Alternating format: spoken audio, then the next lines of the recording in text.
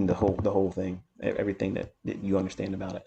And when you do that and you're identifying every single one of them you can see in hindsight, what will happen is because you're collecting these screenshots and you're expressing your observations in your journal, what will happen is your eye will start resonating with one particular entry model. What is an entry model? If you think the price is going to go lower, what is the catalyst that puts you in your trade? That's your multiplier. That's the thing you're betting on panning out. And based on where you're trying to get in at versus where the stop loss should be relative to that trade idea, you're trying to make a multiple greater than one, okay, of whatever you're risking. And it need not be exorbitant. You don't need to have 2 to 1. You don't need to have 3 to 1. You don't need to have 4 to 1. You don't need to have 5 to 1.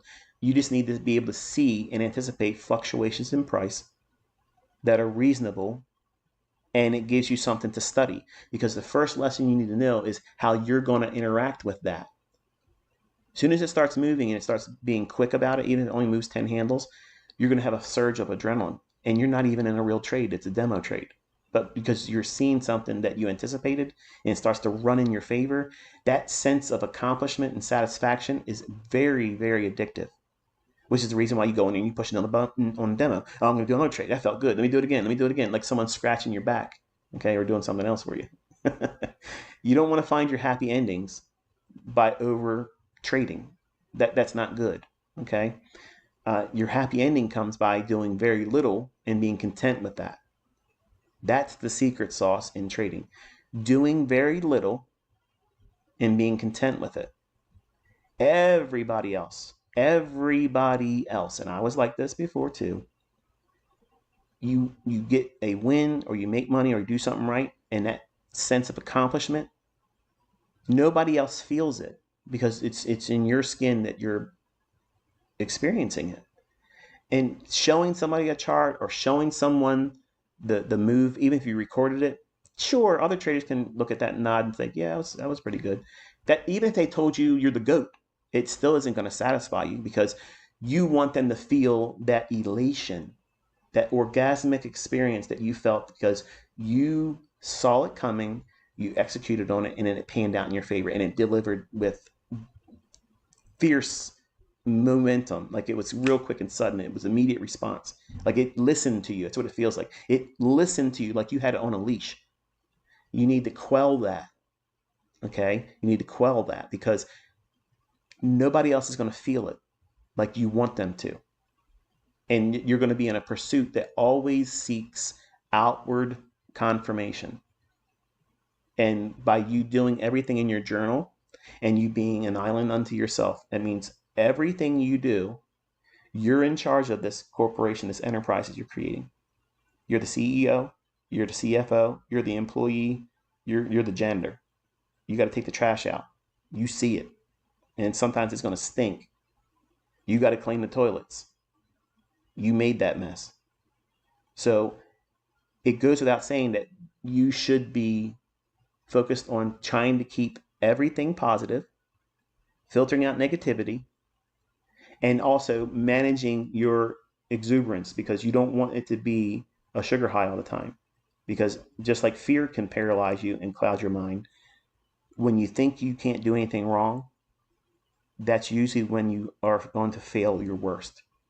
Like it says in the Bible, it says, pride goeth before the fall. You don't want to be so high and lofty about yourself in terms of your thoughts about yourself or your ability or your prowess at any time, no matter if you've been doing it for 30 plus years or if you just discover your own routine and then now it feels like a model that you can trust. You have to really keep yourself protected from becoming emotionally stimulated by your ability. And it needs to be boring. It needs to be monotonous. It needs to be like a business. Yeah, sure, I'm going to do all this stuff and that might yield me X amount of dollars if I do it correctly. But you're not focused on that, because in the beginning stages, you want this to be so routine and so dry and boring. You can't be emotional about it. It's just making money or managing losses. That's it. You have to reduce it to that. And that's what a business does. They're not in the business of worrying about if they're still going to be in business. They're not doing that. They made money with a business model and they stick to it. And what you're doing with this is you're starting your own business model, Caleb. You have to think about it like that.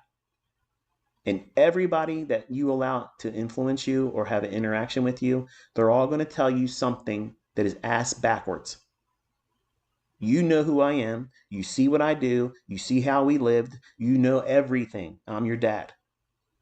Everybody else's opinion and the horseshit head up their ass perspective, everybody else is talking from ignorance. Okay?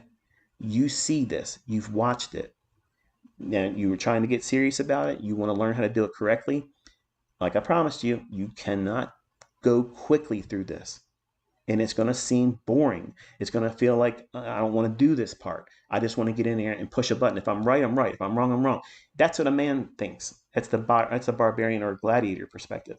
I need to learn by losing real money or trading with real money. No, you don't, you stupid asshole. That's an asshole's perspective. That's somebody that's a fucking idiot.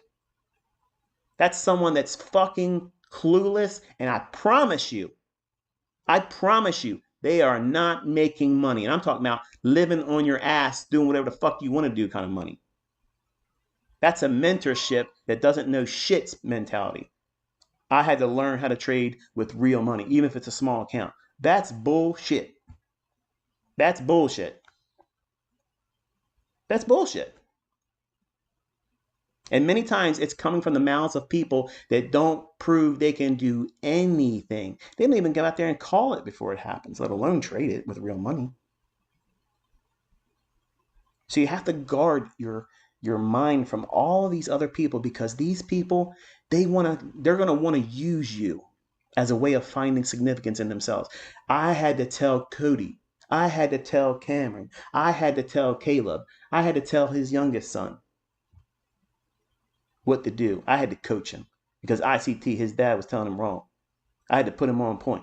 All of you assholes out there are just wanting to have that opportunity to say something to him, like you somehow fixed him or you gave him this little edge. And you all know shit. You know nothing. You absolutely know nothing. You have no accolades, but you want to feel significant because you want to feel like you did something. You made an installment in ICT's son. And that's what you have to guard yourself from on an individual basis. Because as soon as you say you're trying to study what I teach, everybody's going to come at you and tell you why you shouldn't do it. Or it's a complicated thing. No, it's work. It's not an indicator, push a button when it tells you, here, it's a buy or sell, when you don't know what the hell that was all about. What's the logic behind that? Nobody will tell you. Because to do that, they're giving you their proprietary information that creates that black box scenario where it's a flashing Lux algo that does this and does that. What's the methodology behind it? And you're going to trust that versus what your own experience doing something based on time and experience and seeing the fruits of it. The next 4 weeks or so, you have an experiment. It's very easy. And you'll never have to waste any more time. Ever. If it doesn't make sense to you, if you can't see it, don't ever expect to learn from me. Don't ever watch my videos. And just, for you, Caleb, just expect that you're going to work the rest of your life. Because this is as simple as it gets. That's it. It's either going to go up or it's going to go down. Why would it go up? It's going to go towards relative equal highs. Or it's going to go down to relative equal lows. And if they're not obvious in the chart, what do? Well, you force a trade. That's what you do. Shit. If you can afford 10 contracts or 15 contracts, you do as much as you can. No, you don't do anything. You sit on your hands, turn the charts off and say, okay, this is not obvious today. It's not obvious. If it's not obvious, why are you risking money? Casinos operate on the basis of it's obvious that people are going to come there with money. It's obvious that the odds are stacked in their favor. It's obvious that people will not quit when they're up, when they're in profit. They will not stop trading, or I'm sorry, they will not stop betting or gambling because the bug bit them. Oh man, I'm up $5,000. I only came here with $250. Gertrude, hey, we're gonna have a steak dinner tonight, but I'm coming back down afterwards. I feel like I'm gonna make a real big run. Yeah, you're gonna run home, fucking broke, but you had a good steak dinner. If I would have just stopped, right?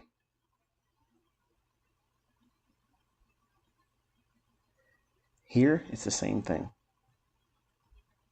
You have to know when the odds are in your favor.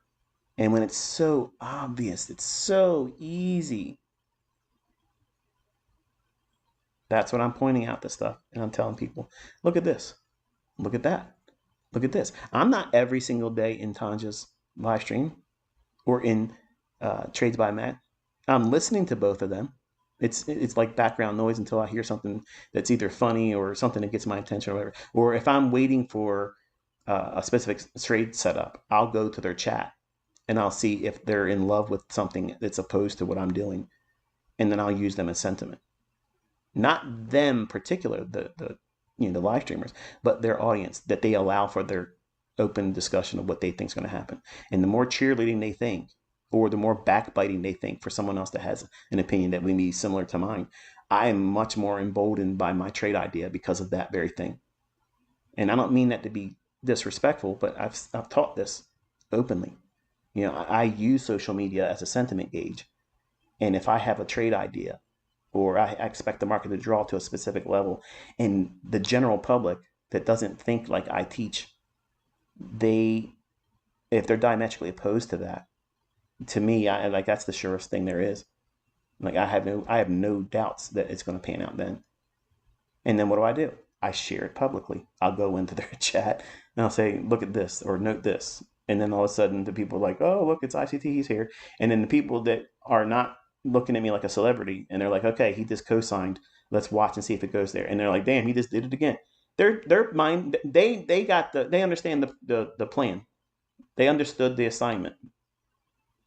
Oh, ICT just tipped his hand. This is where it's going, guys. But everybody else is talking to me like, hey, ICT, how you doing? Hey, ICT, how you feeling? Hey, ICT, how you doing on the Robbins Cup? Hey, ICT, remember that guy that said this about you, blah, blah, blah? We saw some really interesting things about him. All that stuff is not minding your own business.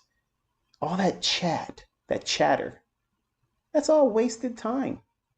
I'm not reading everybody's comment. I don't have time for that. I'm looking for keywords.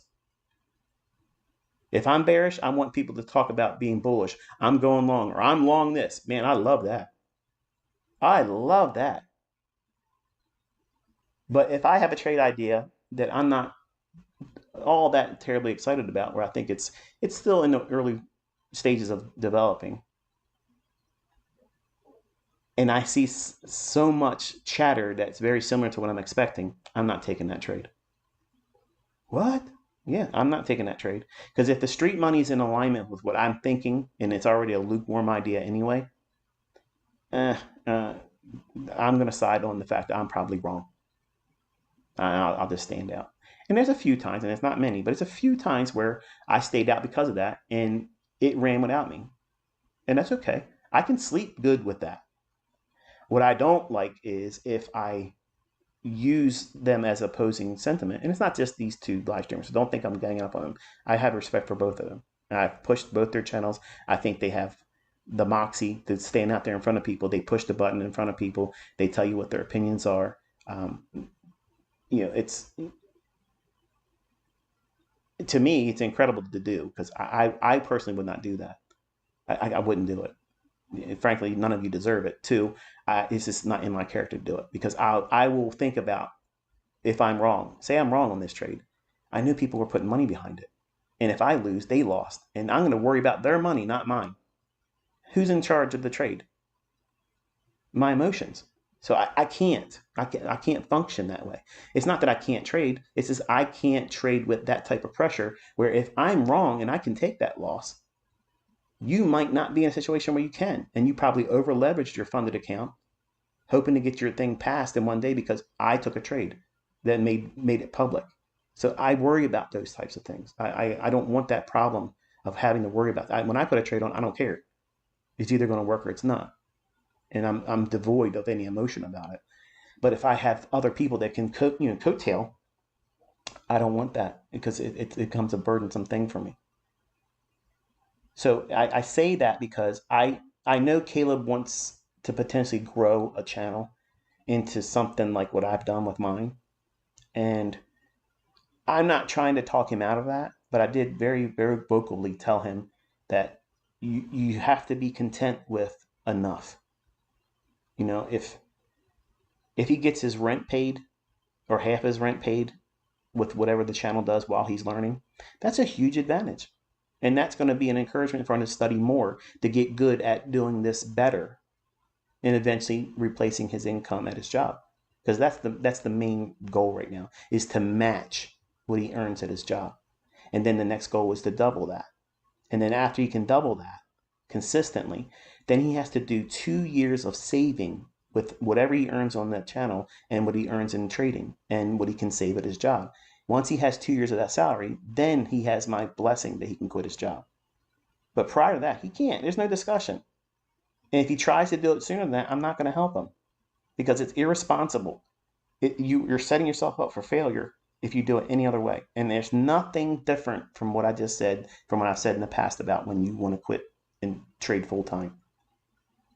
Because unless you have 2 years of salary and you've had consistently being able to double your income with your trades, you have no business thinking about quitting your job. And I know a lot of people want to do that because, that's the life, but you don't realize when you quit your job, you've made trading harder. You've made it harder because now you have to eat on your results.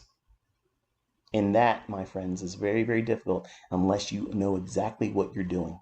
That means knowing when not to do something and when to do it and when to push it real hard, because that circumstance, that environment you're inside of right now, it's really ripe to really be milked and just take it to the limits. But sometimes when we're brand new and we're overzealous about getting in there just to make money, you think that social media influencers, and I'm guilty of this because I can talk somebody into doing something very easily because of the hype that I place around the things that I promote. All my stuff is badass shit. Like it's top tier stuff. There's nothing like it. And when you see it being implemented and explained and it happens, it doesn't do anything except for get you like hopped up on goofballs. You really want to run through a wall. You're like, I'm ready to do this right now. I ain't got time for this ICT. I need to make my bread right now. So the next live stream, whatever you say is going to happen next time, I'm putting money on that one. And if you do that, you're an idiot because you're going to feel emotions, physical stimuli in your body. You're going to feel adrenaline, and that's going to increase your heart rate. And then you're going to start feeling that rush. And then you might think about, oh man, my hands are tingling. I feel a little excited. I feel like I'm seeing stars. And that's cortisol. And that's the stress hormone, which literally will tear you down. You keep doing that. And then you're going to start worrying about what you feel like versus what's the price action doing right now. And then I got to walk away from the charts. I got to just take a walk real quick. And if you smoke, which you shouldn't do, I got to go get a smoke. I got to go vape and stick the shit in my head and puff on that. Are you in control of yourself? No. Are you in control of your trade? No. Are you managing everything soberly? No. But you're trying to make money. And it's all the wrong way. That's all the wrong way. When you feel like you have lost the plot or you can't see it, son, don't feel obligated to tell me what you think's going to happen. Be comfortable saying, I don't know today, or right now, I don't know. And there's nothing to be ashamed of in that. I'll be more proud of seeing you do that than trying to tell me when I know with experience, this is dog shit. It's not going to do anything. It's just going to be a mess. It's going to be unorganized, and it's going to do a whole lot of unfulfilled delivery of price. That means it's just chopping around and moving around without any real rhyme or reason. Because it can stay in a range, a defined range, and do nothing extra outside of that. And I don't want to be involved in an opportunity like that. I want to have where it's easy to run to a range low. What range is that? Well, it could be the range of the 7 o'clock to 8 o'clock hour. It could be the range of whatever the highest high and the lowest low since 9 o'clock, or at the opening at 9:30. All these ranges have the potential for you to have your own unique model. And once it trades to them, you get out. You're not trying to get 100 handles every day. But some of you think that's what you should be doing. I got to make 200 handles a week or I'm not killing it. Really? I have students that have one contract trades. They never do more than one contract. And they're doing $20,000 a month. Month after month after month after month. And they still keep their job. They still have their insurance. They're not trying to impress me with, I'm trading 2 contracts now. They're like, I don't need to change anything. This is good. You know what that is? That's maturity. And I fucking love that. I love that. Because that's someone that listened. That's someone that did the personal inventory on how they interact. How do they engage price action? How do they work within the constraints of being in a state of not knowing for sure what's going to happen, managing themselves, following the processes and protocols, and just submitting themselves to the process and being content with enough. 20 grand a month. Do you earn that at your job? Chances are, no, you don't. I promise you, most trading influencers on social media don't make that in their trades.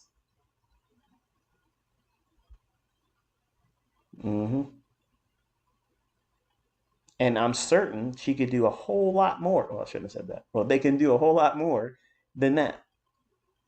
I'm convinced that they could because they only take one setup a day. They have a one-trick pony mindset. They're not trying to bring every ICT bell and whistle into the conversation.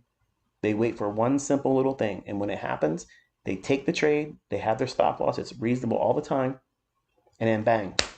Once it trades to a high or a low that they know liquidity is resting at, they're done for the day. And it doesn't matter to them when it has these big range days. How about having something like that as a mindset initially? Not that you have to aim for $20,000 or you're not successful. If you just make 1/4 of your income a week and you lose 4 times out of 5 trades, but you were still able to net that, is that failure? Some of you on social media would see that that's failure. It's not. When you are brand new, you better expect to have those types of results as a first rung objective or goal, because you're going to flounder in the beginning. You're going to feel like you don't have what it takes. And you're going to look at days where it's challenging technically. You know, there's days where the market may appear it's going to do so obvious. It's going to go here or go there. And I'll get tripped up in that. And the processes that you're going to go through is a refinement. And it's painful because it's not immediate gratification. It's not a right now delivery of what you want. It has to be deferred. And for a lot of folks, and it's really hard for young people today.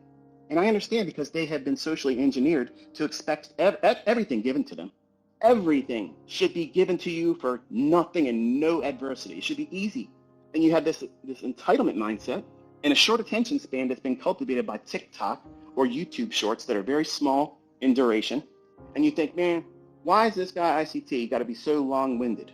Because I am an old man that learned how to do this the right way. Roll your sleeves up, put real effort behind it, keep your nose to the grind, and want all the details. You want to know everything. It's always important to start off on the right foot. It's always a bad decision to invite other people's opinion about everything you're involving yourself with in the beginning. You want to accomplish something. You want to lose weight. You want to get in better shape. And what do? We turn to our spouse, our significant other, our friends, and our family members. Yeah, I think I'm going to start this program. Oh, you don't bother, man. Don't waste your time. That's the first thing that's coming out of their mouth. And if they're not spurting it out, they're thinking it. You can watch it on their face. They're thinking, yeah, well, we'll see. We're going to see, buddy. We're going to see. But that's not what you want. You don't want that. You want them to say, you know what? That is awesome. You know what? Could you tell me a little bit about that? Because I would like to do that too. That's the response you're looking for. That's the response. You want people to get excited about what you're interested in, but you're not excited about, but you absolutely fucking gotta be excited. Like, you gotta love it. You gotta look at yourself and say, you know what, right now I don't have it. I don't have it right now, but damn it, I'm gonna get it. And every one of you yahoos that I'm related to has nothing to do with holding me back. You're all gonna watch it happen. You're all gonna choke on it. All of you that sat back and sit there and said, well, you know, Shelly said she's gonna be a trader. Yeah, she's gonna be trading, all right. Trading her time for money like we do. But in the beginning, that stuff cuts deep. It cuts deep. But you'll put on your best face like I was trying to do it as a 20-year-old. That doesn't bother me. But it crushed me inside. It crushed me. And I didn't take that as I'm going to do it more carefully to make sure I don't fail. The opposite happened. The opposite happened. I dug deep and said, I don't give a shit how many times I fall on my face. I'm going to do it faster, and I'm going to take bigger risks, and I'm going to do it in a stunning manner that absolutely has nothing to do with why I started, because now I got to do it about impressing these people. I got to impress my family, who they weren't even a factor in the beginning. They didn't tell me to, hey, start trading this way. And then I got to make them proud of me. That's not how it happened. My uncle introduced the idea of the trading, but he didn't teach me trading because he didn't know how to trade. And I wasn't interested the first time. I was young. I was a martial artist. I was a young teenager. I was like, man, I ain't got time for this. I got martial arts and girls. You're not here with that, man. Stock market. I ain't trying to invest. What the hell's that? And to be honest with you, I really wasn't working then. So the concept of money was alien to me. I was actually very content and complacent being white trash, because that's exactly how I was raised. If you look at how I live today and how I raised my family and how I was raised, I was the epitome of white trash. I grew up in a neighborhood that was trash with people that were uneducated. The highest graduating average mean was 6th grade. My mother quit school in 6th grade. The only person in my family prior to me that were blood relatives that ever graduated was my aunt. Think about that. That's the pedigree I come from. Yeah. I'm as blue collar as you can get, baby. And I had the same problems that you're going to invite. If you're not careful, you're going to invite all of the opinions of other people that don't fucking matter. You're leaning on these people to encourage you. They didn't give you the idea. They didn't give you the first spark. The whole point of you even considering it, it never stemmed from them. So why on earth would you invite them to give you their opinion when they're working for money, in debt, paycheck to paycheck, hating fucking life, and looking for any exit ramp to get out of the relationship because they hate the person they're married to or living with? And these are the people you're going to on social media too. The worst part is you're not even fucking related to these people. You're not even related to them. You willfully go in there and say, hey, what do you think about this? Who gives a fuck what they think? Who gives a fuck what these people that don't do well or better than you, who gives a shit what they think?